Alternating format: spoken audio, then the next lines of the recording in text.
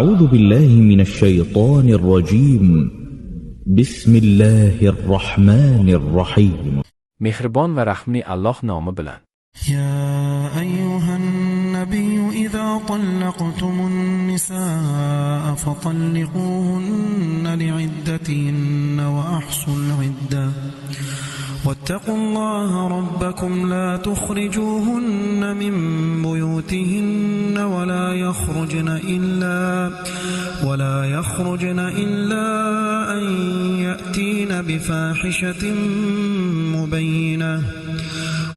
Ey Nabiy, agar ayollarni taloq qiladigan bo'lsangiz, iddalari uchun qiling va iddani hisoblang va Allohga taqvo qiling. Ularni uylardan chiqarmanglar va o'zlari ham chiqmasinlar, illo ochiq-oydin fohisha ish qilgan bo'lsalar, chiqarilurlar. وتلك حدود الله ومن يتعد حدود الله فقد ظلم نفسه لا تدري لعل الله يحدث بعد ذلك أمرا. Va ana shu narsalar Allohning chegaralaridir. Kim Allohning chegarasidan chiqsa, haqiqatda o'ziga zulm qilibdi. Sen bilmaysan, shoyatki Alloh undan keyin biror ishni paydo qilsa. فإذا بلغن أجلهن فأمسكوهن بمعروف أو فارقوهن بمعروف وأشهدوا ذوي عدل منكم وأقيموا الشهادة لله. Bas, ular muddatlariga etsalar, yaxshilik bilan ushlanglar, yoki yaxshilik bilan ajralinglar va sizdan ikki adolatli kishini guvoh qilinglar.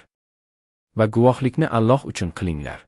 ذلكم يوعظ به من كان يؤمن بالله واليوم الآخر ومن يتق الله يجعل له مخرجا.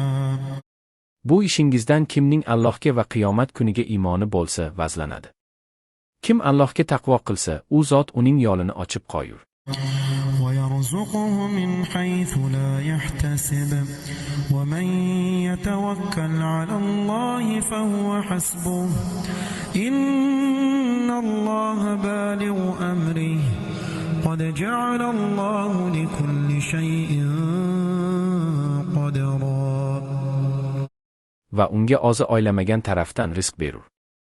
Kim Allohga tavakkal qilsa, bas, unga u zotning o'zi kifoyadir. Albatta, Alloh o'z ishini yetkazuvchidir. Haqiqatda Alloh har bir narsaga o'lchov qilib qo'ygan.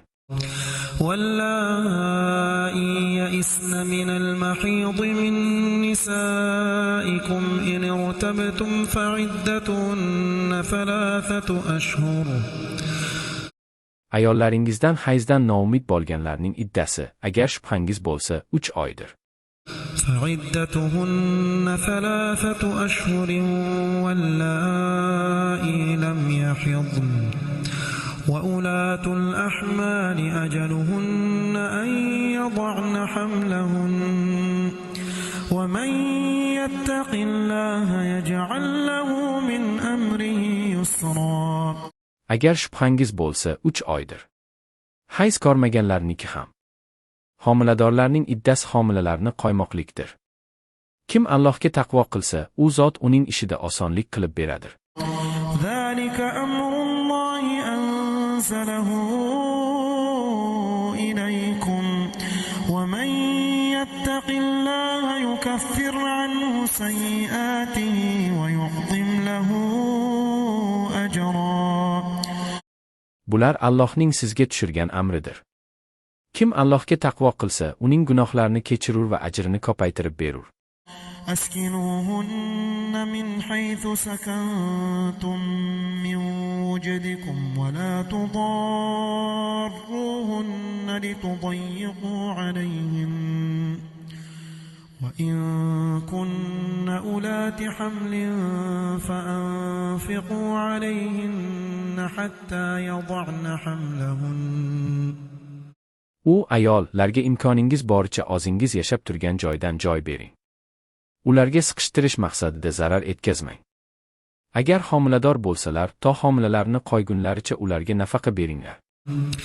فإن أرضعن لكم فآتوهن أجورهن وأتمروا بينكم بمعروف وإن تعاسرتم فسترضع له أخرى. Agar sizga farzandni emizib bersalar, haqlarni beringlar, o'zaro yaxshilik bilan maslahat qilinglar. Agar qiyinchilikka uchrasangiz, u erga farzandini boshqa ayol emizib berur. لينفق ذو سعة من سعته ومن قدر عليه رزقه فلينفق مما آتاه الله لا يكلف الله نفسا إلا ما آتاها سيجعل الله بعد عسر يسرا.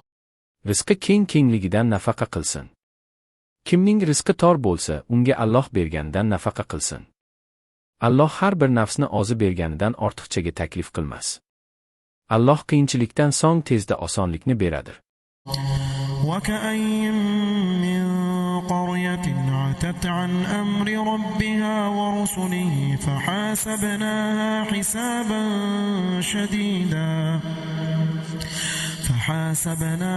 حسابا شديدا وعذبناها عذابا نكرا.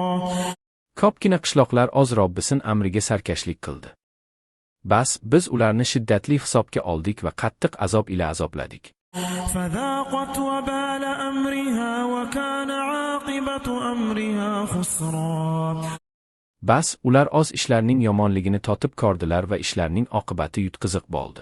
أعد الله لهم عذابا شديدا فاتقوا الله يا أولي الألباب الذين آمنوا قد أنزل الله إليكم ذكرا. Alloh ularga qattiq azobni tayyorlab qo'ydi. Bas Allohga taqvo qiling, ey iymon keltirgan aql egalari. Haqiqatda Alloh sizlarga zikrni tushirdi. رسولا يتلو عليكم آيات الله مبينات ليخرج الذين آمنوا وعملوا الصالحات من الظلمات إلى النور. Payg'ambarniki u iymon keltirib va yaxshi amallarni qilganlarni zulmatlardan nurga chiqarish uchun sizlarga Allohning ravshan oyatlarini tilovat qilib berur. ومن يؤمن بالله ويعمل صالحا يدخله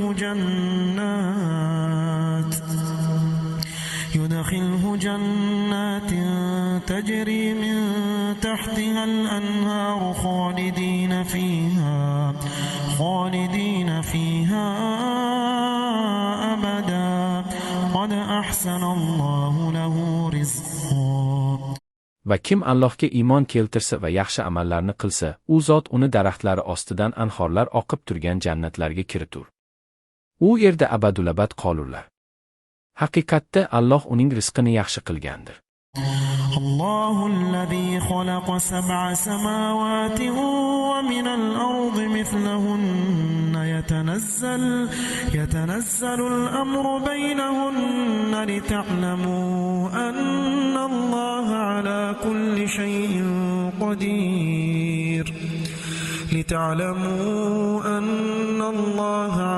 كل شيء قدير وأن الله قد أحاط بكل شيء علما.